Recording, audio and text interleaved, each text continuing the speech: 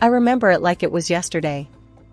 I was Tasha, just a girl working for her dad's company, starting from the bottom and making my way up. My life was pretty straightforward: work, family, and the occasional night out with friends. That's until I bumped into Alex at that little downtown cafe. It was a busy Tuesday, and I had just finished a long day at the office, dealing with numbers and endless financial reports. I needed a break, a coffee, and maybe a slice of that chocolate cake they had on display. The cafe was crowded, the kind of crowded where you can barely hear yourself think, let alone order a coffee. And that's when I literally bumped into him. "Alex, watch where you're going," I blurted out, as his coffee nearly decorated my blouse. He looked taken aback for a moment, then a wide grin took over his face. "My bad. I was just trying to navigate through this chaos. Let me buy you a coffee to make up for it?" I was ready to say no. I mean, who was this guy, right? But something about his cheerful attitude, despite the near disaster, made me pause. "Sure, why not? But I'm picking the cake," I shot back, not wanting to seem too easy. As we waited for our order, I took him in. Alex was casually dressed, nothing fancy, but there was something about him that stood out. Maybe it was his easy smile or the way he seemed genuinely interested in what I had to say. "So, what brings you to this chaos?" he asked, handing me my coffee and a plate with a generously sized piece of cake. "Work. I was drowning in numbers and needed a break. What's your excuse?" I replied, taking a cautious sip of the hot beverage. "Same. Except my chaos involves teaching kids how to not burn down the school in science class," he chuckled. We found a table in the corner, away from the worst of the crowd. As we talked, I learned that Alex was a high school science teacher, loved bad puns, and had an affinity for old movies. He was easy to talk to, and before I knew it, I was laughing more than I had in weeks. The conversation flowed from work to hobbies to dreams, and I found myself opening up about my aspirations, my family, and even the struggles of climbing up the corporate ladder in my father's company. "You're tough, I'll give you that. Starting from the bottom in your dad's company? That's brave," he said, his tone a mix of admiration and surprise. "It's not about bravery. It's about proving to myself and to him that I can make it on my own, without any shortcuts," I responded, feeling a bit defensive. "Hey, I get it. And for what it's worth, I think it's pretty damn cool," he reassured me, his gaze sincere. The evening flew by, and before we knew it, the cafe was closing. We exchanged numbers, and as I walked home, I couldn't help but smile. In the days that followed, Alex and I couldn't get enough of each other. We texted nonstop, met up for more coffee dates, movies, and even a couple of hikes. The guy had a way of making even the mundane seem exciting. Our conversations got deeper, our laughs louder, and before I knew it, I was falling for him, hard. It wasn't long before we decided we didn't want to be apart. A year flew by in a blur of love, challenges, and adventures. Then, one evening, over a home-cooked dinner in his apartment, Alex got down on one knee. It wasn't fancy, but it was perfect. "Marry me, Tasha. Let's navigate through life's chaos together." Without hesitation, I said yes. We got married in a small ceremony surrounded by those who mattered most. Life with Alex started off more amazing than I could have dreamed. But then, the demands from his family began to creep in, turning our bliss into something less comfortable. One evening, we were having dinner with Alex's mom, Carol, a lady who had a way of wrapping her demands in velvet, making them sound almost reasonable, if you weren't paying attention. "So, Tasha," Carol started, her voice smooth as she passed me the mashed potatoes, "I've been thinking. If Alex worked at your dad's company, and maybe if his sister joined too, it could be beneficial for everyone, right?" I could feel the weight of her gaze, heavy with expectations. Alex, meanwhile, seemed to shrink a bit in his chair. "Carol, you know it's not that simple. My dad's company doesn't work like that. It's about merit, not family connections," I replied, trying to keep my tone light yet firm. Alex finally chimed in. "Mom, let's not push this, okay? Tasha's right. her dad runs a tight ship. It's all about what you bring to the table. But Carol wasn't one to give up easily. But that's exactly my point. Alex brings a lot to any table. And with you there, I'm sure he'd climb up the ladder in no time. The conversation didn't end at dinner. Carol brought it up again and again, and Alex's dad and sister got wind of it too. Before I knew it, I was sitting across from my dad, trying to explain why we should give Alex, his dad, and sister a chance in the company. Dad, I know how we operate, based on merit and hard work. But could we at least give them a shot? Alex really wants to prove himself, and his family, they could use the opportunity. I ventured, feeling a knot form in my stomach. My dad looked at me, his expression unreadable at first, then softened. Tasha, I trust your judgment. But if they're coming in, they're starting from the bottom, same as everyone else. And there won't be any special treatment. If they're up for that, then we'll give it a try. I was relieved, but also a bit apprehensive. I knew this was going to be a tough sell to Carol and the rest. True enough, when I relayed my dad's conditions back to Carol, she bristled. Starting from the bottom? But surely, with you there, they could get a helping hand? I shook my head, firm. No, Carol. It's how my dad runs his business. It's fair. Everyone gets the same treatment. Somehow, they all agreed, albeit reluctantly. 2 months after the whole ordeal with Alex's family joining my dad's company, things hadn't really cooled down. In fact, they heated up again when Carol, my mother-in-law, decided to stir the pot. She was over for what I thought was a casual visit, but then she launched into it. Tasha, I just don't get it. My daughter's been with your dad's company for a while now, and there's no talk of a promotion or a raise. What's going on? I tried to keep my cool, really, I did.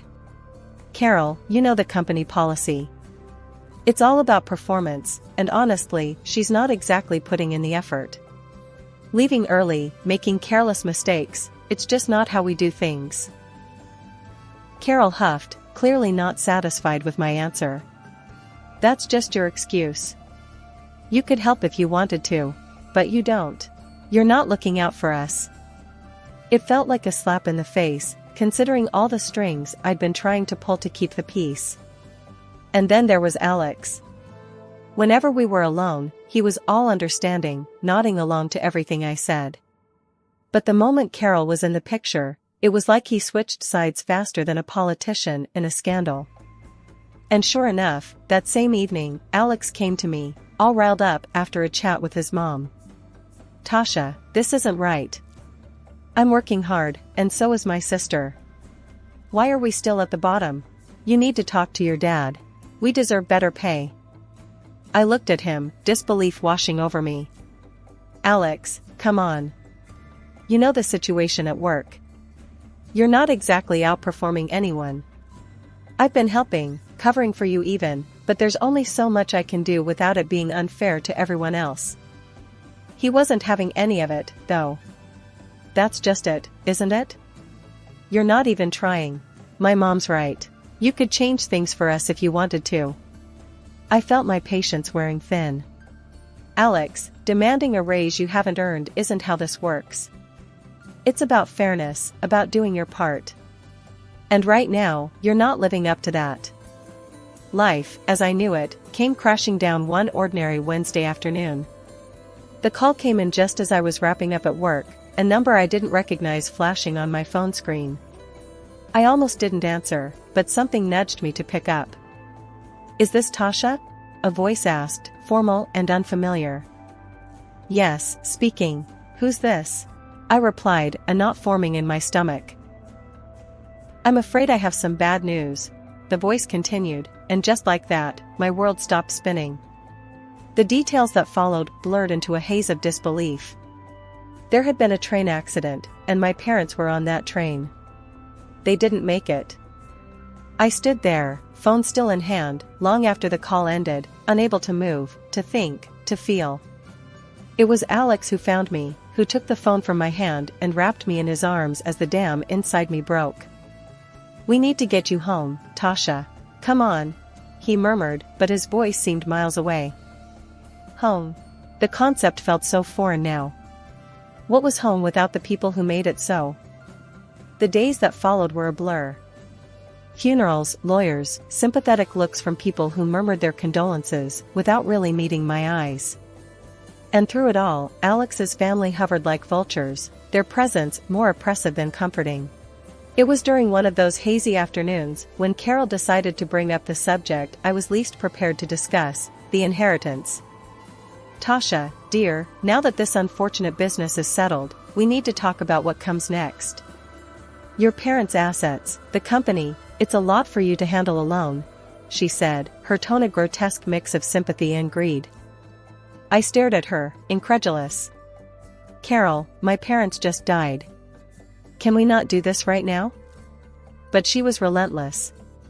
I know, dear, and I'm just looking out for you. And let's be honest, for Alex too. This affects all of us now. Alex said nothing, his eyes fixed on the floor. That silence, that failure to stand up for me, cut deeper than any of Carol's words. It all came to a head a few days later when the entire family was over at our place.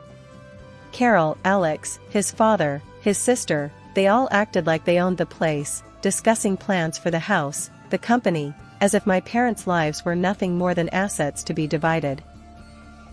Tasha, we were thinking, Carol began, her voice echoing in the living room. It makes sense for us to move in here. It's what your parents would have wanted, for us to take care of you. Take care of me? I repeated, my voice rising. Or take over everything they worked their lives for? Alex finally spoke up, but not in my defense. Tasha, it's practical. We're family now. We should stick together. Family? I shot back, my patience finally snapping. Family doesn't swoop in at the first sign of inheritance like it's some free-for-all. My parents aren't even cold in their graves, and here you are, planning your new lives in their home. The argument escalated, words thrown like daggers, each one exposing the rifts that had been forming for months. In the end, I stood alone in the living room, my stance clear. I want everyone out, I said, my voice steady, despite the chaos raging inside me. Out of this house, out of my life. I need space to grieve, to figure out what comes next, and I can't do that with you all circling like sharks. The fallout was immediate. Alex and his family left, but not without parting shots that stung with accusations of ingratitude and selfishness. My parents' funeral turned into a spectacle I was wholly unprepared for. Alex, along with his dad and sister, followed me to my parents' home. It was supposed to be a quiet moment, maybe a chance for them to offer some genuine support. Instead, it turned into something else entirely.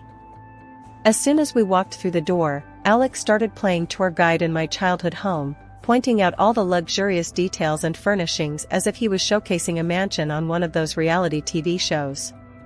His enthusiasm was misplaced, to say the least, but what came next was downright appalling.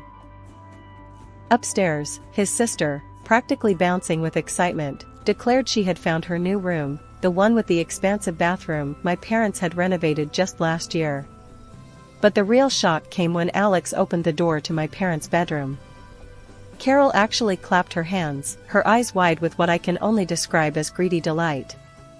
Oh, I've always dreamed of having a bedroom like this, she exclaimed. It's decided then, this is where we'll stay. I was stunned into silence for a moment, watching them act as if they'd just won the lottery, rather than standing in the home of two people who'd tragically passed away. My shock turned to outrage, and I couldn't hold it back any longer. Why are you acting like you own the place? I demanded, my voice echoing off the walls, louder than I intended. This is my parents' house, not a free hotel for you to pick rooms. Alex tried to smooth things over with that tone of his, the one he uses when he thinks he can make everything sound reasonable. Babe, think about it. It makes sense for everyone. We'll be safer and more comfortable together. It's what's best, economically too. His words felt like a slap. Safer? Comfortable? My parents haven't even been gone a month, and you're already planning to move your family into their home? I won't have it. This is too much." He had the gall to look hurt, as if I was being unreasonable. "Now that your parents are gone, it's only right you take care of mine," he said, as if it was the most natural thing in the world. I couldn't believe what I was hearing. The arrogance, the entitlement, it was as if losing my parents meant I'd inherited a new set of dependents overnight. "That's it. I want to talk. Everyone, downstairs, now," I said, my voice firm, commanding. The look on their faces told me they weren't used to being spoken to like that, at least not by me. But I'd had enough. It was time to set some boundaries, make it clear that their expectations were not only unrealistic, but completely out of line. As I watched them all gather in the living room, Carol leading the charge with a gleam in her eye, I felt like I was in some twisted reality show. "Now that we're all here, let's talk about the future," she began, her tone dripping with a mix of glee and greed that made my skin crawl. "With your father's company and all this," she gestured broadly at the house, "belonging to us, we're set. My son will take over the business, and if you're not keen on us staying here, well, we can just build something even grander." I stood there, incredulous, watching them nod and smile as if they'd won the lottery. "You think all this is yours to claim?" I asked, my voice tight with barely contained anger. "This is my inheritance, my parents' legacy, not a jackpot for you to squander." Carol scoffed. "Oh, please. We're family. What's yours is ours. It's only right that we benefit from this fortune." I laughed, a harsh, bitter sound. "You have no right to any of this. My parents worked their entire lives for this, not so you could come in and claim it as your own." Alex's sister piped up, her voice sharp. "You're being greedy, keeping all this to yourself. We deserve a share." "Greedy?" I shot back, my patience snapping. "I'm greedy because I don't want to hand over my inheritance to people who only see dollar signs where they should see grief and loss." The room erupted into a cacophony of accusations and denials, their entitlement clashing with my disbelief. I had heard enough. "I want you all out," I said firmly, my voice rising above the noise. "Out of this house, out of my life. You've shown your true colors, and I want no part of it." Carol's face turned a deep red, her anger palpable. "You'll regret this, young lady. You're nothing without us." Alex, who had been silent up till now, finally spoke, his voice cold. "Tasha, you're making a mistake. This isn't how you treat family." "Family?" I repeated, my heart aching at the betrayal. "No, this is how I protect myself from vultures disguised as family." With that, they stormed out, hurling insults and warnings as they went. Alex paused at the door, his parting words a knife to my heart. "You'll regret this, Tasha. I won't forget it." The door slammed shut, leaving me alone in the deafening silence of the house. I sank to the floor, the weight of the confrontation, of the loss, of the betrayal, pressing down on me. But amidst the turmoil, a spark of resolve flickered to life. I had drawn a line, a boundary, to protect not just my inheritance, but my dignity and my right to grieve. The next morning felt surreal, as if the world had shifted on its axis. I headed to work, the drive automatic, my thoughts a jumbled mess. Arriving at the office, I half expected, half hoped to see Alex, his dad, and sister there, perhaps ready to bury the hatchet and move forward. But their desks were empty, their work untouched. I tried calling them, once, twice, a dozen times throughout the day, but each call went unanswered, sinking me deeper into a mix of frustration and relief.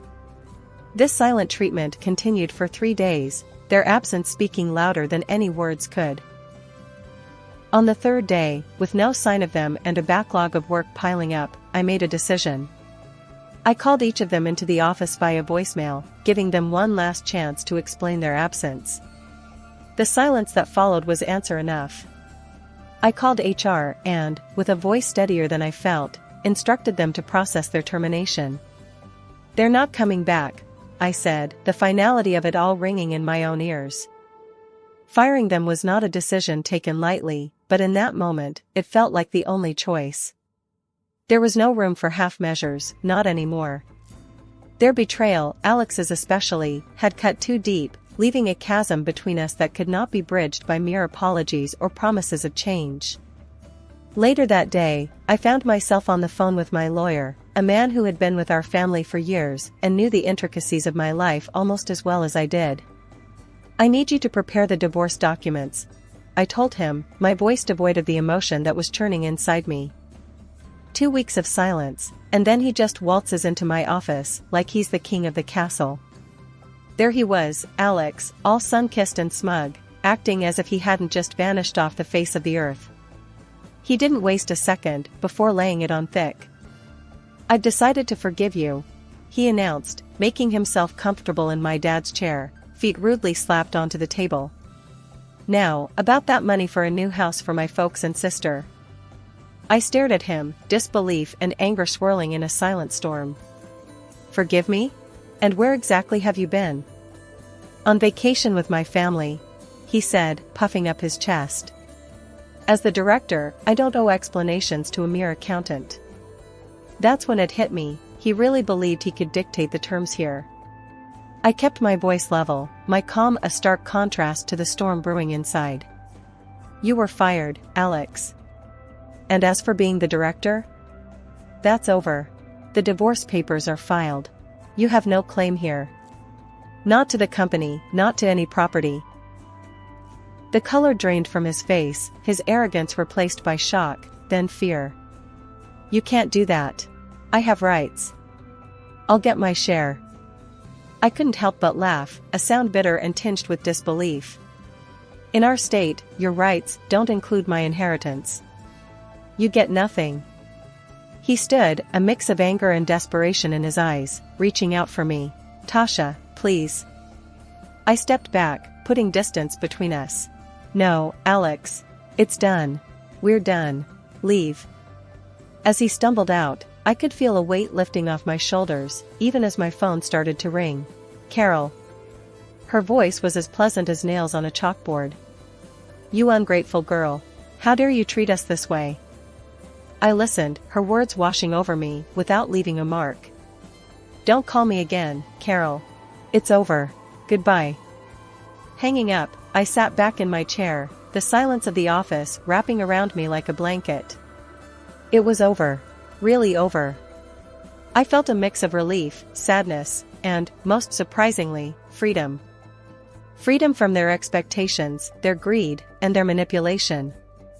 After the ink dried on those divorce papers, it felt like I could finally breathe again. I was out from under the weight of Alex and his family's expectations, free to focus on the company and on rebuilding my life in a way that would have made my dad proud. Taking over as director wasn't just a title change, it was stepping into a legacy my dad left behind. And I poured everything I had into it. This past year, we saw profits spike by 8%, a record that felt like a nod from my dad, wherever he was, telling me I was on the right track. Then, one afternoon, amidst all this progress and personal growth, Carol called. Her voice, once so sure and demanding, was tinged with desperation.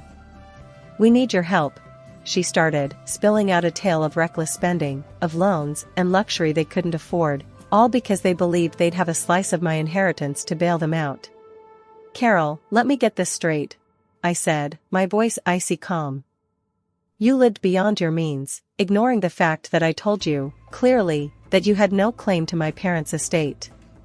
And now, you want me to clean up your mess?" She tried to butter me up, saying how families should stick together, how I was their only hope. But her words fell on deaf ears. "I'm not your safety net," I told her firmly. "You, Alex, and your daughter made your choices. You chose to ignore my boundaries, to disrespect my parents' memory, and to chase after a lifestyle you hadn't earned." The silence on the other end was palpable. I could almost hear her scrambling for a way to twist this around, to play the victim. "Listen, Carol," I continued. "You need to figure this out. And don't call me again. You made it abundantly clear where I stand with your family when you sided with Alex, expecting to live off my inheritance. Now, you're living with the consequences of those choices. I hung up before she could respond, the finality of that action resonating deep within me. It wasn't just about the money or their latest scheme. It was about respect, about recognizing the value of hard work and the importance of living within your means, a lesson my parents instilled in me from the start.